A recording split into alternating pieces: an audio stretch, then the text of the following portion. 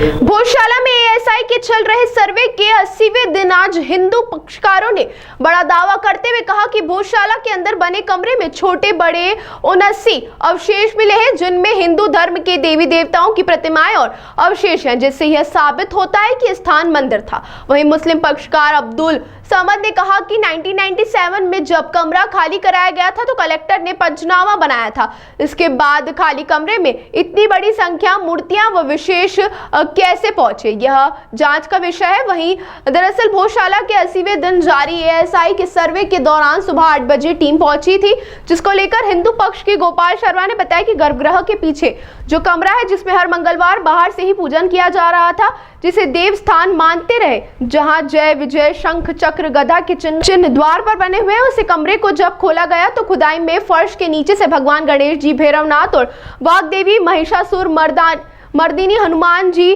की मूर्तियां व अवशेष मिले हैं, जो सनातन धर्म के साक्षात स्वरूप है। और कुल 79 सनातन धर्म से जुड़े छोटे बड़े अवशेष आज प्राप्त हुए हैं। निश्चित रूप से सर्वे टीम के कारण आज का यह दिन देखने को मिला है, जो भोजशाला मां वाग्देवी का मंदिर था, यह सिद्ध होता है। मुस्लिम समाज के ऑब्जर्वेशन, जिसमें 2003 के बाद यहां अवशेष रखे जाने की बात कही गई है, उस पर गोपाल शर्मा ने कहा कि उस कमरे में जो सामान रखा था वह नमाज का था, उस समय उन्हें सौंप दिया गया था। जमीन के फर्श के नीचे जांच पड़ताल कर सारे अवशेष निकले हैं। दोनों ही पक्ष के लोग भी वहां पर मौजूद थे और जिनकी पूरी फोटो वीडियोग्राफी हुई है। पूर्व में पंचनामे में लिख कर दिया गया था कि कमरा खाली है, कोई सामान इसमें अब नहीं है।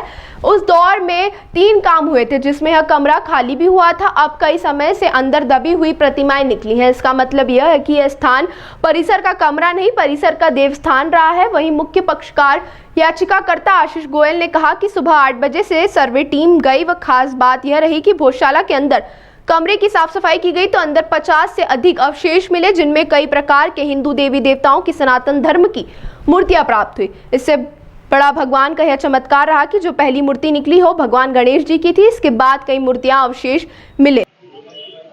हम इतने दिनों से जो गर्भगृह के अंदर एक कमरा नुमा बना हुआ था, जिसके बाहर जय विजय शंख चक्र गदा पद्म जो बने हुए, जिससे बाहर से लगता था कि ये मंदिर का परिसर है, मतलब ये पूरे परिसर का देव स्थान रहा है। पर हम उसमें ताला लगा रहता था पुरातत्व विभाग का, पहले इसमें अन्य का कब्जा था। तो आज सारी टीम के सामने उस कमरे का वीडियोग्राफी फोटोग्राफी हुई।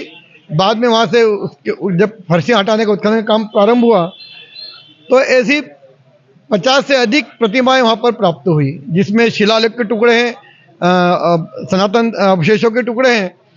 पर एक गणेश जी की 2.5 फीट की प्रतिमा और भैरवनाथ जी की ऐसी 2.5 फीट की प्रतिमा, जिसमें स्वान वगैरह सब उसके अंदर है, ऐसी 2 प्रतिमाएं पूर्ण प्राप्त हुई है। महिषासुर मर्दिनी की प्रतिमा प्राप्त हुई है, हनुमान जी की प्रतिमा प्राप्त हुई है।